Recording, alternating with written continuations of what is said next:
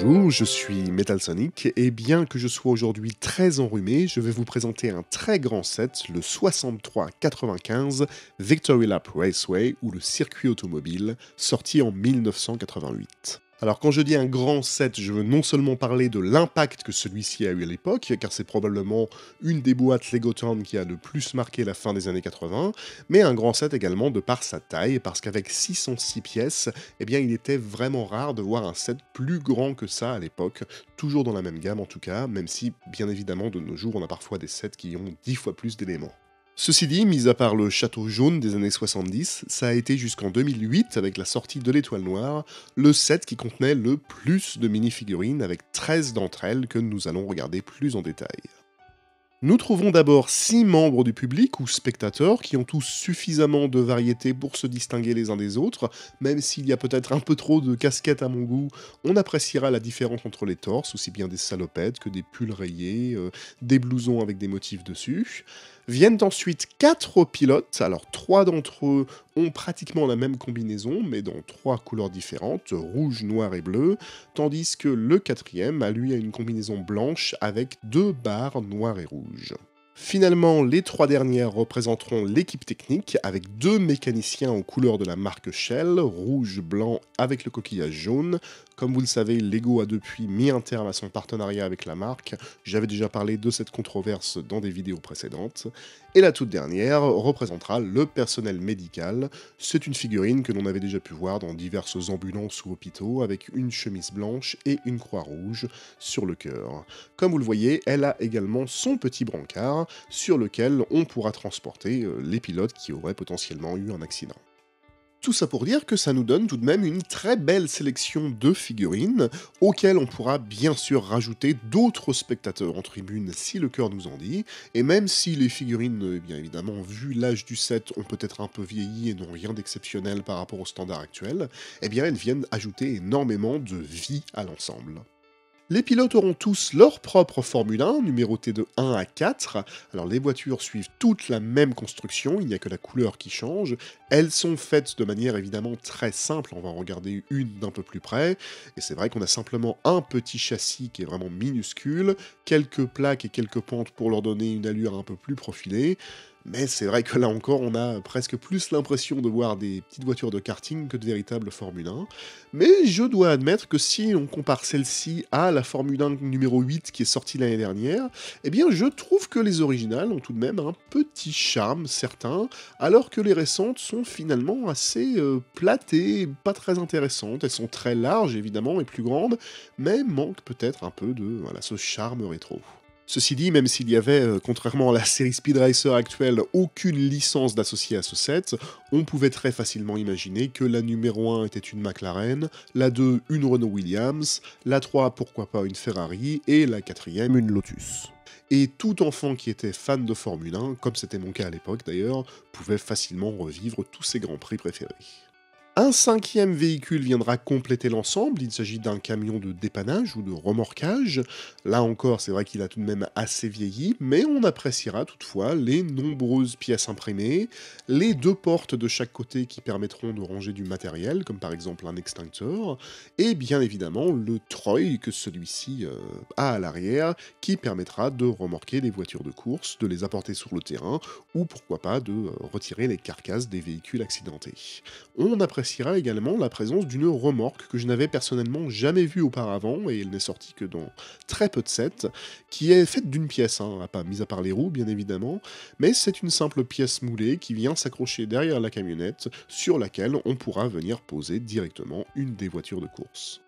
Et finalement, la dernière construction, celle qui nous intéresse le plus, le circuit, est une petite merveille de design et de jouabilité. On est tout de suite très impressionné par sa grande taille, le volume très imposant de celui-ci, possiblement parce qu'il est construit sur 2 grandes plaques de base de 32 sur 32.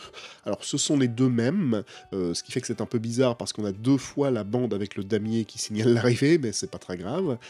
Et évidemment, l'ensemble s'articule autour de ces 2 plaques et est développé d'une manière qui est extrêmement ingénieuse. Au niveau du sol se trouvent 2 stands, ou éventuellement 4, car chaque renfoncement a 2 numéros.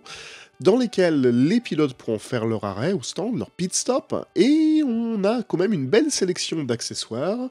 On a déjà un petit râtelier avec plein d'outils dessus, que ce soit un talkie-walkie, un marteau, une clé ou encore un extincteur. Une petite servante qui est construite de manière très simple mais vraiment mignonne et qui fonctionne aura quelques pneus ou quelques roues de rechange. On a également un appareil, alors je ne suis pas bien sûr si c'est censé être une citerne pour refaire le plein ou plutôt une sorte de clé à choc pneumatique, ainsi qu'un cric qui lui est très bien fait et qui permettra véritablement de soulever les voitures pour y effectuer quelques réparations. Juste en face se trouvera une caméra montée sur un rail de travelling, et ce qui est drôle, c'est que là encore, on a vraiment une construction qui est tout à fait basique, mais vraiment bien pensée, avec une bonne articulation qui permettra au caméraman de suivre les mouvements de toutes les voitures qui passent, et comme je le disais, un rail qui est simplement construit avec des dalles lisses, mais qui pourra coulisser, et là encore une fois, suivre la vélocité des véhicules. Nous pourrons ensuite monter à l'étage grâce à l'escalier qui est là encore construit de toutes pièces, et qui n'est d'ailleurs pas sans rappeler celui qui sortira quelques années plus tard dans la navette de l'aéroport. Et ces tribunes sont là encore très réussies, je trouve. On admirera au passage les très belles pièces qui sont des pylônes ou des quarts de pylônes, que l'on trouvait généralement dans les 7 espaces, hein, on pourrait clairement imaginer une base spatiale avec, mais qui permettaient de donner à l'ensemble eh bien, beaucoup plus de volume. Bon, ce sont évidemment des méta-pièces, mais celles-ci ne sont, je trouve, pas très choquantes et finalement vraiment réutilisables.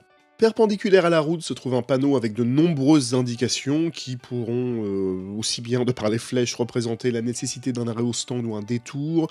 Les nombres pourront être, voilà, le numéro de la voiture en tête, la vitesse en un tour, le nombre de tours restants, bref. Mais j'attire votre attention sur le nombre de pièces imprimées contenues non seulement dans ce panneau, mais sur tout le set en général. Voilà, et là on se rend compte vraiment qu'on est en face d'un set qui date d'une autre époque. Il n'y a absolument aucun autocollant, toutes les pièces que vous avez sous vos yeux sont imprimées. Voilà, c'est quelque chose que je regrette personnellement beaucoup.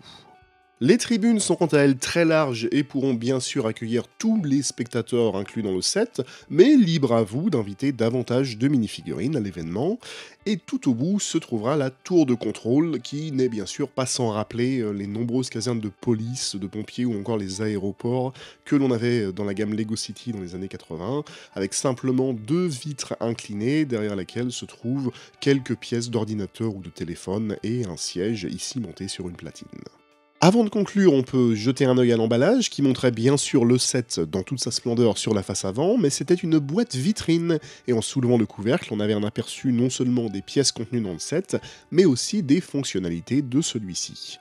Au dos, comme très souvent, nous avions des constructions alternatives, et je dois admettre que je suis très impressionné par celle-ci, que ce soit l'aérodrome, avec bon, des avions qui sont tout petits mais une belle tour de contrôle, dont je vous parlais tout à l'heure. En bas à gauche, un circuit qui ressemble plus à du karting, mais qui a vraiment un style distinct de la construction principale, et je suis vraiment ébahi par rapport à la plateforme pétrolière tout en haut à gauche. Là, on a vraiment quelque chose en set qui aurait pu sortir tel quel. En plus, il y a le logo Shell dessus, donc ça colle bien. Et voilà, même si une plateforme pétrolière, c'est pas ce qu'il y a de plus sympathique pour la planète, il faut reconnaître que cette construction est vraiment réussie. En conclusion, que dire sur ce 6395 Victoria Raceway? Eh bien, c'est un set qui m'a vraiment marqué à l'époque. Je ne l'avais pas malheureusement quand j'étais enfant, mais j'en rêvais, je fixais les publicités dans les catalogues ou les boîtes de ce set en magasin pendant des heures, parce qu'il était visuellement très impressionnant, et j'adorais la F1 quand j'étais enfant, alors ça m'a totalement passé maintenant. Mais pour moi, on était à la grande époque de la Formule 1, à la fin des années 80, avec évidemment des pilotes comme Alain Prost, Ayrton Senna, mais voilà, Nigel Mansell, Nelson Piquet, que des grands noms. Et ce set, eh bien, représentait un peu tout ça pour moi, sous forme de Lego qui plus est. Avec ces 13 mini-figurines, on avait une jouabilité qui était incroyable, 5 véhicules en plus.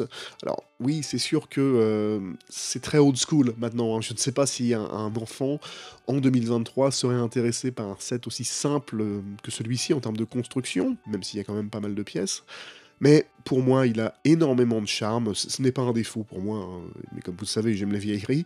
Il a une jouabilité qui est parfaite, voilà, une voiture pour chaque pilote, une camionnette en plus, une dépanneuse.